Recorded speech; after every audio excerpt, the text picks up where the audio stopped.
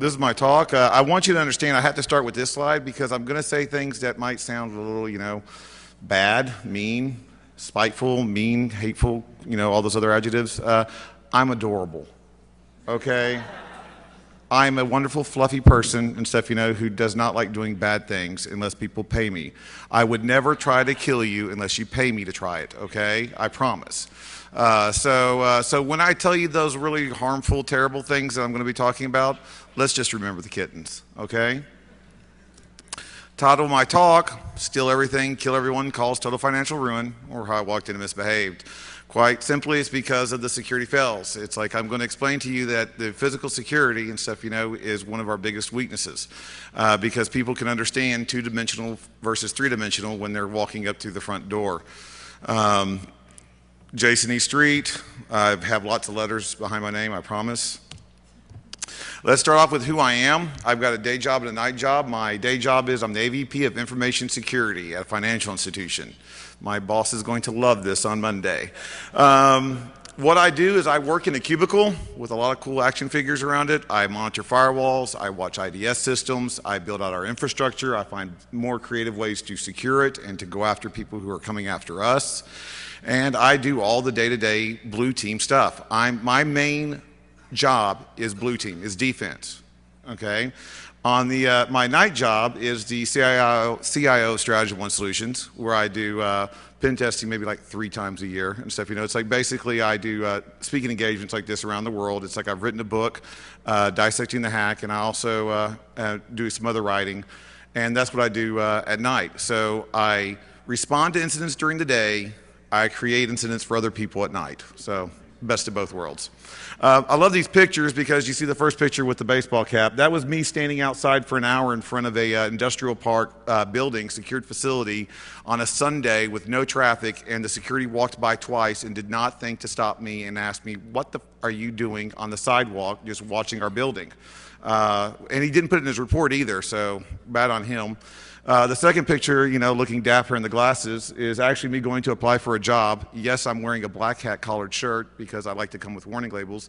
And I did not get the job, unfortunately. I was way underqualified for that one. I did get their data, so, win-win. These are my 2 favorite pictures of engagements I've been on. The one I'm wearing, the I'm a Liability shirt, I think is the best one because I stole a car in that shirt. I was at a hotel off the coast, and the valet gave me the car, and I had explained to him, I can't get in this car right now. And he's like, why? I says, well, because I'm stealing it. It's like they paid me to do an assessment. I'm a liability. And yeah, it took him a while to figure that out. And so, finally I had to say, you might want to take this back. I think the owner's going to want it. The next one is my favorite. One of the most secured facilities I've ever seen in my life, right across the street from Ground Zero. SWAT teams, with K9 units with their machine guns walking through the concourse, 8 security guards in the main elevator lobby and stuff, not including the business lobby. That's me in the upper floors wearing an actual valid badge and a shirt that says, your company's computer guy. I like that picture a lot. And we'll get more to that story in a little bit. So I do have a CISSP. I think the Code of Ethics say that I have to put a Sun Tzu quote in my talks. There it is. We're in the intro, halfway through, so far so good. We're going to talk about the one fact that we have to face when we're dealing with this subject. We're going to talk about the 2 rules that I go by when I'm doing an engagement, and then the 3 outcomes from those 2 rules, and hopefully a good conclusion discussion. Let's face it, you're going to the award ceremony right after this, but still, we can hope. Why this talk? I gave a talk last year on the 36 Strategy. It was talking about the beginning of social engineering. It was talking about things that you could do to try to get into the buildings. That was the part 1. And quite frankly, I got some feedback afterwards going, it's like, man, Jason, that's some basic concept stuff. It's like you weren't showing any kind of NLP or, because I can't. I am not a professional social engineering expert. I don't know about NLP. I don't know the psychology, facial recognition, mind ninja techniques. I still get in. I have a 100% success rate of getting into facilities when I'm doing a social engineering engagement. So it's not that I'm that great, trust me, anybody will tell you that. It's our security is that weak. So these are educational and hopefully in a funny way kind of talk just to give you an onset of where to go look for more stuff, and then hopefully have a good chuckle while you're doing it, okay? You're not going to learn anything new, but hopefully you'll remember something that will make you go look at something else, and you'll be better for it. So this is part 2, because now I'm not talking about the social engineering part so much as this is all the damage I'm going to do after your security guy let me through the front door.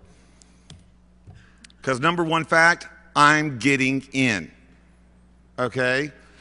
This is I took this picture, I kid you not. I'm going to meet the guy for the first part of our meeting, and as soon as I opened up, I got into the concourse and I saw the door, the employee door for the secured area. I was like, oh, you got to be joking me. I walked right over, pushed 135. Guess what? I got in.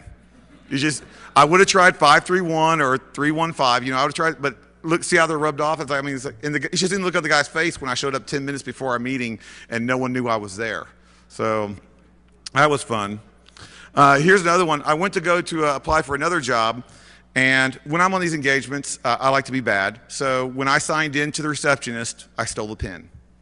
I'm a bad guy, was what we do. So as soon as I finish getting the pen and signing in, I ask to go where the bathroom is. It's not because I drink so much freaking Diet Pepsi. It's just because I get lost very easily. And I will wander buildings looking for that darn bathroom for hours. You can't believe where the things I can get into. Well, I'm going through, and I actually happened to stumble into the secured area part of the employee area while I was looking for the bathroom, and I found the employee entrance. And this is like the security guy at this facility actually bragged about their $1 million security system. And I looked at the door, and I saw this little rod thing and stuff, you know, that was what was latching the door with. And I was like, only if I had a condom or something, you know, to protect that little rod and keep the door closing and then making it latch. And then I remembered, oh wait, I got a pin. So I took the pin that I stole, put the cap on the rod, the door shut perfectly, and it didn't latch. So I leave. It's like I come back in about 20 minutes or so. It's still there. I'm now in the secured facility, and no one knows. So that was fun. I am not actually, we're right here. Okay. So I'm not a master locksmith. I tell people I don't have to be a master locksmith, okay, if your people will let me through the front door. Okay, I don't have to be a massive ninja coder, which I'm not. It's like if I can just steal the hard drive with all your data. Here's some of my master lockpicking skills in action. I'm terrible with the lockpicks, but I'm awesome with cardboard. Door back to being open now. Found from a dumpster.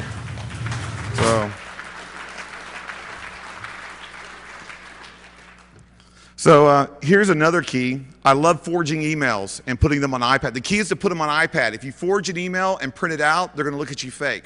Oh, you just typed this up.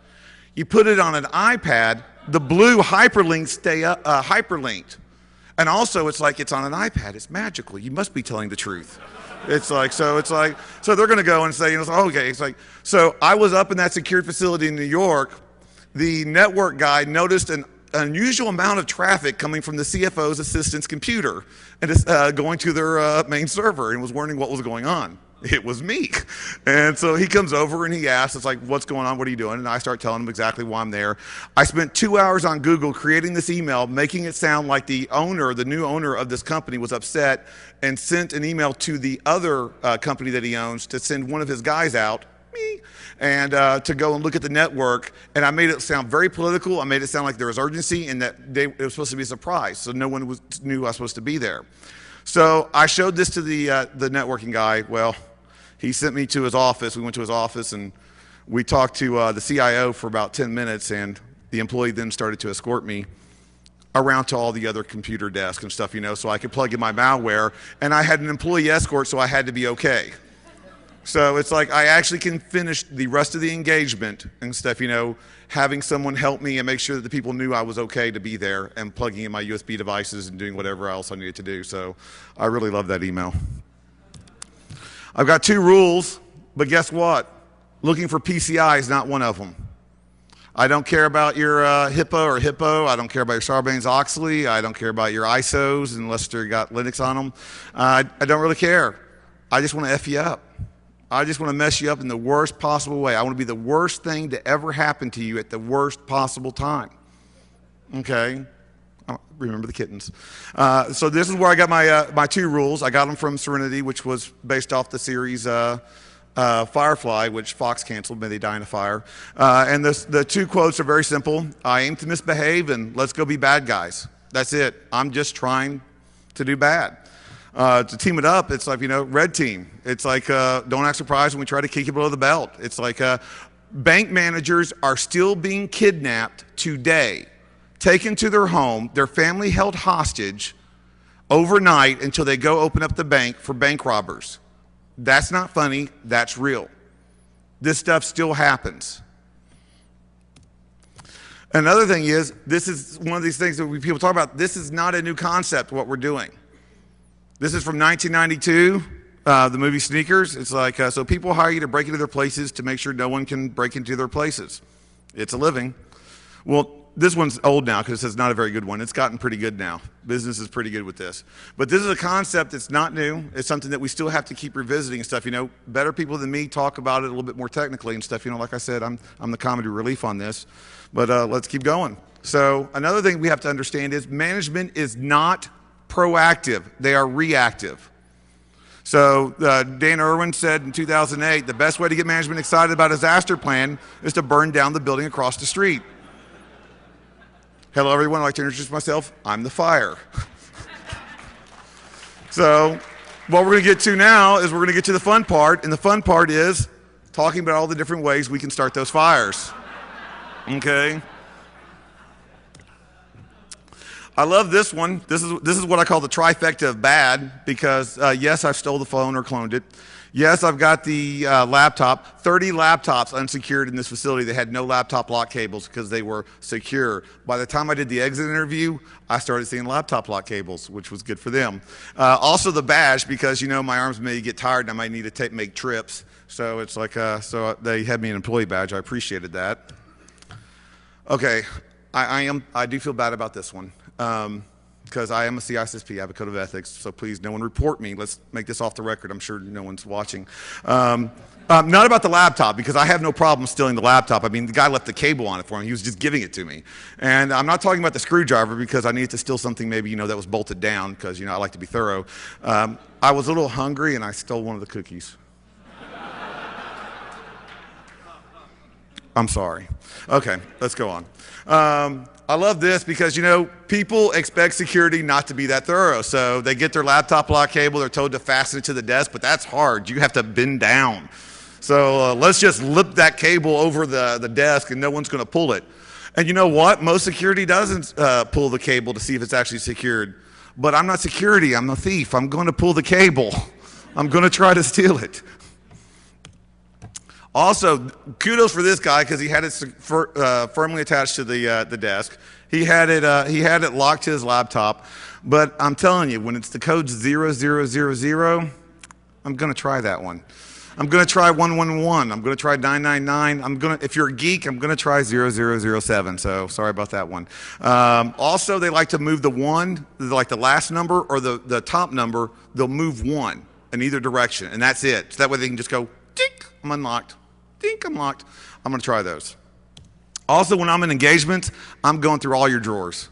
Wait, hold on, that didn't sound right. I'm going to go through all your desks and your cabinets, okay? And I'm going to be looking for stuff because nice, honest coworkers are not going to go looking through your desk. I'm not a nice, honest coworker. This guy had his laptop locked, totally correct. Everything was right, and then he put the keys in his top drawer. So now not only did I steal his laptop, but now I have a nice, really shiny laptop cable and stuff. I can protect from someone stealing it because I hate it when they steal my stuff that I stole. The only reason why this picture was in here is because I stole the iPod because that's like totally freaking retro. How awesome was that? This is another trifecta. It's like I stole the purse, I stole the car keys, and yes, I stole the phone. Let the record state, I did not steal the lunch. Okay, I felt really proud about that. But now hold on. Let's cut it for a second. I took the car keys, took the driver's license out of her purse.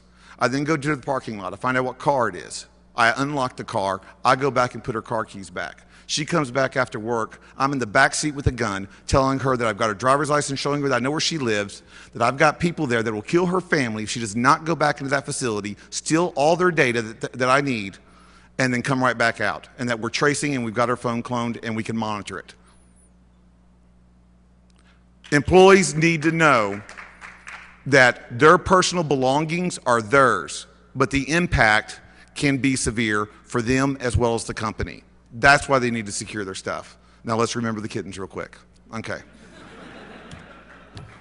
When you have this many frowny faces on a slide, you're just effed, okay? It's just game over.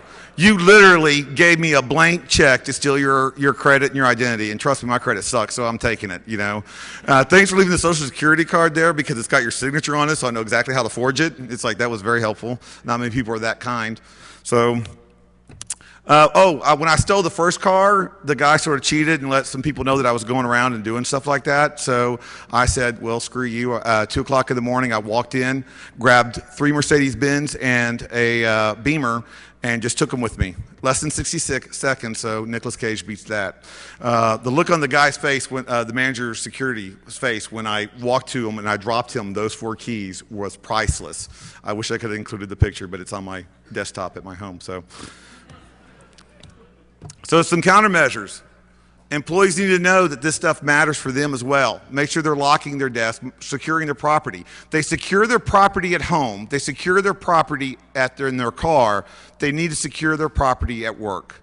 Also, no tailgating. You got to make sure that they understand that they shouldn't tailgate. It's like they shouldn't, because you know what I'm doing? I'm coming in a wheelchair. And I've got like 4 books. And it's like, oh man, Jason, you're a douchebag. And I'm like, yes, I'm a bad guy. I'm trying to steal from you. Do you really think I care that you're going to feel lesser about me because I'm not supposed to be in a wheelchair? No, I'm evil. It's like, so what I'm going to do is and trust me, when I go up to that door and I got these books, you're really going to be the asshole who's not going to let me in the door? I mean, seriously.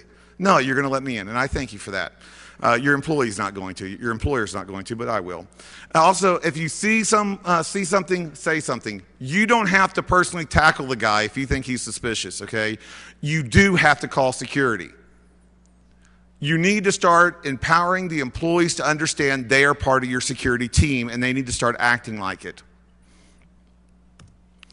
So, yeah, here's the real warm and fuzzy side. We're actually going to talk about how, to kill everyone, because that always brings up a crowd on a Sunday night. This was taking pictures at 2:30 in the morning. I'm in a hotel somewhere, different hotel than the car, and I'm inside a mechanical room. I'm wearing Pepsi pajama bottoms over some cargo pants with some really bad things, and a white t-shirt, and I'm barefoot because I took all my clothes off in the bathroom in the guest area of the hotel and changed into that, and then started walking around to see what I could do. I could do a lot because you notice one important fact in this picture. There are no padlocks on any of the switches. I will tell you this right now, I've got some OCD like you wouldn't believe, okay? If that switch is on, I'm turning it off. If that switch is off, I'm turning it on, and by golly, if there's a red button, I'm pushing it twice, okay? That's just how I roll, okay? Now, I want you to understand, I'm not a total jerk, okay? It's like, because yes, I'm going to start a fire in this room, and yes, it's going to have some poisonous chemicals in it, so the smoke will go through the ventilation system that's right there. But I'm not totally terrible because, it's 2:30 in the morning. Who wants to get woken up at 2:30 in the morning listening to this ringing alarm sound going off? So I'll silence the alarm system for you because it's like, I don't want to be rude. The only thing worse than having that alarm going off in your ears and stuff, is someone throwing cold water on your face when you're trying to sleep. I'll turn the sprinkler system off for you too, okay? It's like, I don't want anybody to get all, wet and drenched and stuff. There's a fire going on. That'd be dangerous. Oh, wait, hold on. Yeah, maybe not. Okay. So another place that I think is great to kill people is the kitchen. It's like, this guy didn't even ask who I was there, but, most people don't. So just to bring that home, here's a nice little video. Is there any law enforcement from Malaysia in here? Okay, good. This was a video that I took in a Malaysian hotel. I was wearing this shirt, and I'm in Malaysia. I don't blend well, so let's see what happens. Here we go.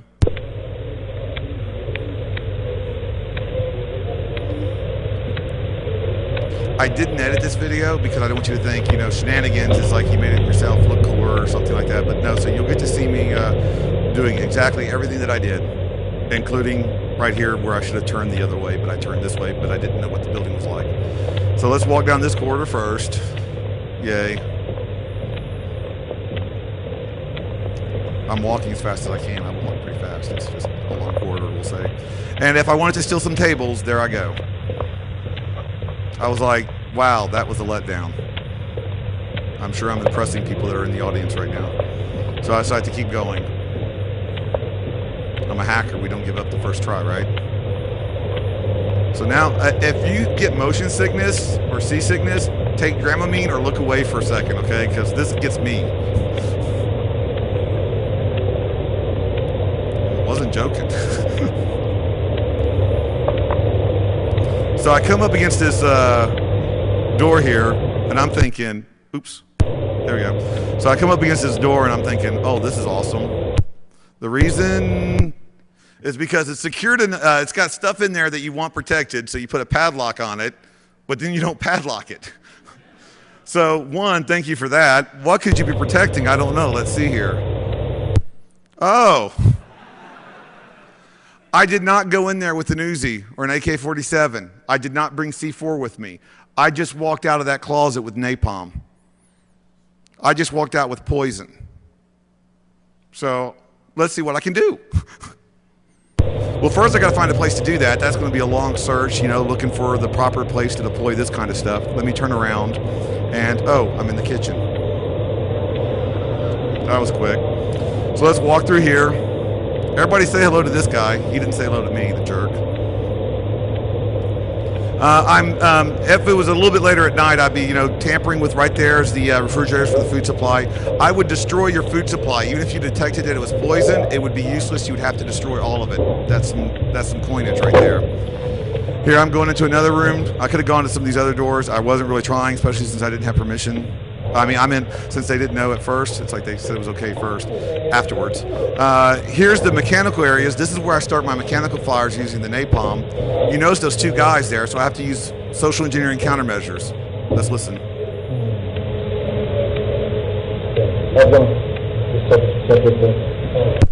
My countermeasures. Hey, how's it going? It was going okay, and then I kept moving. So here we go through the rest of it. That's just me showing you more places that I would, you know, spread the napalm. I like saying napalm because it sounds cool.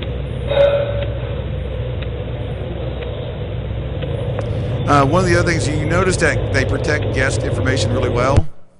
You know, in the computer systems, you know, you can't go to the front desk and ask where someone's staying. But obviously you can walk into the kitchen because every person, their room number and their name is right there for room service. So that's pretty low tech. Now I'm going through this and I'm thinking to yourself, it's like you're saying, well, Jason, all you're doing is walking around the freaking place. What's that? Well, basically, first of all, dude, I told you I was showing you the physical stuff, not social engineering, but since you asked, let's go try to do some social engineering because let's see what happens if someone notices me. So I'm going to go talk to the head chef and the manager of the hotel. All right, are you using Wi-Fi or cable? So I asked him if he's using Wi-Fi or cable. I got an iPad and I've got my hacker shirt. I was like, do you want using Wi-Fi? I'm questioning him and stuff, you know. And he's saying, you know, he's using cable. Okay, I'm just trying to check the signal. That's just corrupted file there. I love the way they smiled, and like the guy in the back window was just like, you know, photobombing me and stuff, you know, like, what's going on with that guy? It's like, and then I just left. That was it. So that's how easy it can be. And it's like, and when we talk about social engineering, it's just easy as just saying, how's it going and stuff, you know, and talking to someone. People don't expect bad things to happen until they happen. So some of the countermeasures. One of the key ones that I could not stress enough is create a code word. Make sure people understand that, first of all, make your employees understand that this stuff happens. Workplace violence happens. I mean, for gosh sakes, I got this information off of workplaceviolencenews.com.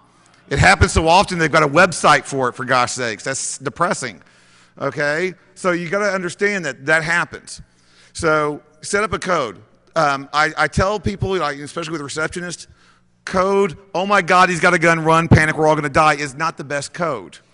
Okay, it is effective. It does, raise the thing, but it may not be the best. I always tell them to suggest something like a code periwinkle. Mr. Periwinkle to HR. Mr. Periwinkle to HR. And I'm hoping that someday someone institutes an actual code periwinkle, because I think that's just funny saying periwinkle. Another one is conduct routine safety checks. Not just safety checks of your equipment, but of your people as well. When I walked around for an hour, I noticed one thing at that facility. There was this one door that I could easily jimmy, and it had a camera that was right over it, but I couldn't tell by the angle, because where the other two cameras were spaced, if I walked diagonally from the other parking area, it wouldn't see me except for that one camera. And if that camera was angled at the right way, I could totally bypass it. So I talked to the former head of security there, and I told him, it's like, dude, it's like, this is where I could get in. And he's like, whatever. It's like, come with me. He takes me into this office, the security office. It was empty. Showed me the computer screens, the TV monitor screens. They were all turned off. He turns them on. The one camera that was not working was that one. I looked him dead in the eye and I said, in all seriousness, like, oh, I guess I wasn't the only one that had that idea. You may want to check your inventory. I did mention he was the former head of security at that facility. Okay, good. Okay. So let's talk about, financial ruin. Let's talk about espionage. And I hate to break some people's feelings and stuff, hurt some people's feelings, and just say it's not just the Chinese, okay? 70s, the 80s, 90s, it's like the French were doing awesome with it. So sorry to, to insult. Actually, I'm complimenting my French friends because they did a great counter espionage thing with the CIA and stuff back in the 90s with the Boeing incident. You can Google that one. CIA, wish you wouldn't. So that was fun. So let's talk about some of the things you can do there. Once again, this many frowny faces. Not good. Because you know what? I'm an environmentalist. I am. Do you know how many poor, senseless trees die every day due to those printouts that you leave beside the printer? Well, you know what? They will not die in vain when I visit. I'm taking all of them. I'm going to liberate those trees. I'm going to liberate all. And you know what? I'm such an environmentalist, I will take the ones that are still printing out just to make sure you don't forget them. Those trees will not die in vain when I'm there. It's like, another thing I like, and this is so sad, this is actually a Dilbert comic strip, is that they still use shred bins to put you're telling me all your confidential data, all the stuff that needs to be shredded, let's put in a big blue bucket. This is all the confidential, and this is done in DC, and this is done in financial institutions. This is done in like DOD contractors' offices. My favorite is the DOD contractors' office.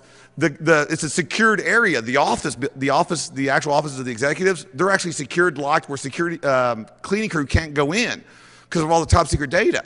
So what do? At night, they put the blue bucket outside their door. Yes. That's awesome. I mean, I'm sorry. It's awesome for the bad guys. Oh, dude. Yeah. When I get to the point where I can just stick malware into your hard drive, it's just going to be a fun night for me, not for you. That really, it's DEFCON. You should get with it. One thing going off your workstation is when you see that USB drive in your Exchange server, it's not going to end well for you, okay? I know where that USB drive's been. You don't want it in your Exchange server, okay? And you're thinking, it's like, what kind of damage and stuff you can do going after our Exchange server? Ask HB Gary. But we can go and say, well, then how about your accounting server? Me and the 25 other employees that are also me that are now getting paychecks from you say, oh, it's okay. It's not going to be too bad. Or I could just do a wire sniff. This was like from my part one talk, just do a wire sniff on your traffic. Sniffing passwords are hard. You got to configure all the stuff in Linux. You got to get the wire. Like I said, I'm not that technical. I'm not that, bright. It's like, why don't I just get them off your monitor? Okay. I love this one. I actually tried bracket, leave blank, bracket first. I gave them the benefit of the doubt. Okay. And yes, it was just hit enter. This is my favorite of all time. You know why? Because this was at a pharmaceutical bio whatever research lab and stuff, you know, where I'm supposed to be dealing with rocket scientists, right? The password, first of all, they shouldn't have written it down at all. But the password that scratched out was actually an alphanumeric special character password. It was very complex, and it was hard. So they scratched it out and put it to welcome. So, and it was all lowercase. I tried the capital first because, you know, they're rocket scientists. The one thing worse than seeing me in Pepsi pajamas, you know, ask my Curial, is actually seeing me in this suit. Because if I'm in this suit, I am out to screw you over terribly, okay? Because I'm wearing my vest of doom. I call it the Vest of Doom because I think it sounds cool and I'm reliving my childhood. If you want to know more about the Vest of Doom and all these little toys, it's in my part 1 talk that I did last year. It's like, but now I want you to know I've got a Vest of Doom 2.0. Let's see some of those things, okay? I've got some video recorder USB pins right here. Not only am I keeping one in my pocket, I'm going to actually be going in and leaving them in your little cup holders that you leave, so I can record you logging in your passwords, carrying on your conversations, things like that. So that's awesome. If I'm the tech guy, I got my nice little handy 8 gig USB flashlight video recorder that I'm stealing your data off of. And as you remember the little bouncy Dramamine, that was because it was taken on my 4 gig audio video recorder watch. When I walk into your facility, I'm a walking, talking Google streetcar, okay? I'm capturing everything I can. Now, I got another device to my 2.0 vest. This was something that was given to me by a 3-letter agency in D.C. I'm not the only reason why he gave me this device and stuff, you know, which cost billions of dollars of research, he said, was that I was to never talk about it in public. So this device he gave me is actually a USB keystroke logger. It's undetected by any antivirus. You can plug it in. It's very streamlined. It's undetectable stuff, you know. It's very hard to spot when you actually plug it into the device, and it records all the keystrokes. You're right, I'm lying. I got it off of ThinkGeek. ThinkGeek. I like to put this for, you know, for the QSAs and for your executives, you know, that you want to talk about the slides to and stuff, you know, and tell, when you get back and tell them about these things, let them put it in a different way that they understand a little bit better. The risk matrix. Available at a Geek and Gadget website? Well, we discovered that's a near certainty, okay? Being able to log the CEO's keystrokes? Yeah, I'm going to go with catastrophic on that one. Now, you see all these other devices, you see all these pins, you know, all these devices. Those were acquired, it's like, you know, from a very, I mean, you have to be a select group of people, okay, to be able to get access to that kind of technology. I mean, I think everybody is familiar with that kind of access. I think everybody here has that access. It's called frequent flyers. I mean, you talk about hackers getting this kind of data. Okay, I'm an accountant. I really hate my boss. I really hate my job. I want to go somewhere. I want to steal a whole bunch of stuff from the company first. How can I do that? Oh, I'm on this flight. Oh, look, SkyMall. Oh, I can put keystroke logging and spyware on my boss's computer. Oh, I can, you know, have a USB recorder and stuff, you know, pin and take video of our company secrets. And yes, I can actually have a voice recorder so I can record our top secret confidential conference meetings. This is not hard. That is one of the biggest things. You know, you hear, I see these talks, and it's like these guys are like the rock stars, and they're super elite and stuff, you know, and they deserve all the credit and all this stuff. But I'm telling you, it's not just that. I'm the reverse of that. I'm the guy saying, it's so easy, even I can do it. Okay? It is like, it's just the general stuff. People are so busy protecting their stuff from these very high level attacks, they're forgetting, oh, SQLI. Oops. Sorry, Sony. You know, it's like, sometimes it's a low-hanging fruit. It really is the low-hanging fruit they're going to go after. So you've got to be protecting that as well. You've got to be protecting from these kind of threats as well. This is one, I love this one. I took these pictures. This is the Pony plug from Pony Express. I took these pictures at a bank branch out on the West Coast, and I did 4 branches, 4 attempts, 4 successes. After the 4th one, they told me to stop. The reason why is because I walked in, I was wearing a blue DEFCON shirt, work shirt. I come with warning labels. And I told him, it's like, I'm here to check. We have been having brownouts at the corporate office, and we need to check to make sure that the power fluctuations aren't affecting your operations here. So what I'm going to need to do is I need to plug this device into your here, plug it into the network so it can take the readings and report back to the home office exactly what's going on. And by the way, I need to go in and check your make sure all the computers have proper power surges and UPS units working. I used a false name that I had no ID or identification for. I used a fake company and a fake phone number. I signed into their vendor log. If I would have come in there with a ski mask and a shotgun, every single person would have reacted exactly the right way. They've been trained to handle that. They were not able to, they did not expect the geek factor, and they walked me through the teller area, the drive-through area, and through the back rooms where the actual money is, not the shiny little vault thing, but the big safes with the actual money in it. What kind of damage could I have done? What I did do was I plugged in my Pony device, this one with the power unit and stuff. You know, see the power UPC on the right? I like that one the best because I had to get the bank manager to get out of her seat so I could plug it into behind her desk. And what do I do right after that? It's like I don't have to go to my car. I don't have to phone home. I go to the bank lobby and I've got Backtrack 5 on a Zoom tablet, and it's like I've got it already connected to the Pony Express. I'm ponying you before I even get out your door, okay? So what are some of the countermeasures? There's only one major countermeasures, people, okay? And that, quite frankly, is just going to be stop printing. What happened to this paperless office, for gosh sakes? It's like, make sure you're doing proper DLP, making sure you're talking about, there was a recent report about how some of these data leakages are mostly coming from insider and threats from the actual employees themselves. So make sure you're watching, you're doing due diligence, making sure that not everything is being shared open.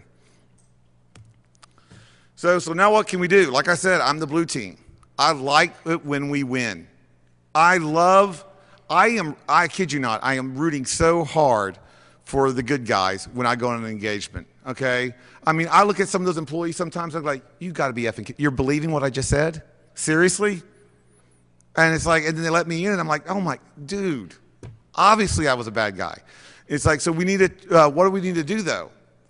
We need to educate, empower, and enforce our workforce, our employees.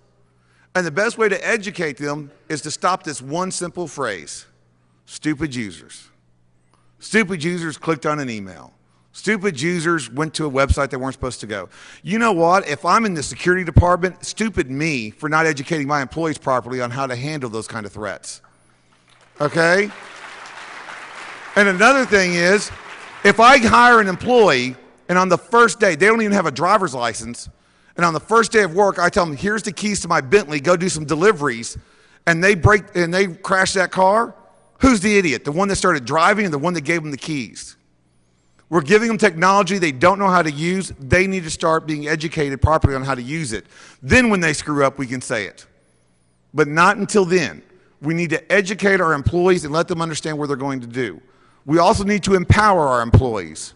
And by empowering them, I don't mean starting a union, okay? So don't get all upset with me, you know, management types, okay? We need to let them know one simple fact. They are part of the security team. From the CEO to the mailroom, you are part of the security team. It is part of your job and your duties to make sure you're protecting the company data. And they need to know that, and they need to enjoy that. They need to understand you, as information security, has access to the biggest intrusion detection system known to man. All those employees on the front line, they're saying, oh, that looked weird. That shouldn't have happened. Let me call somebody.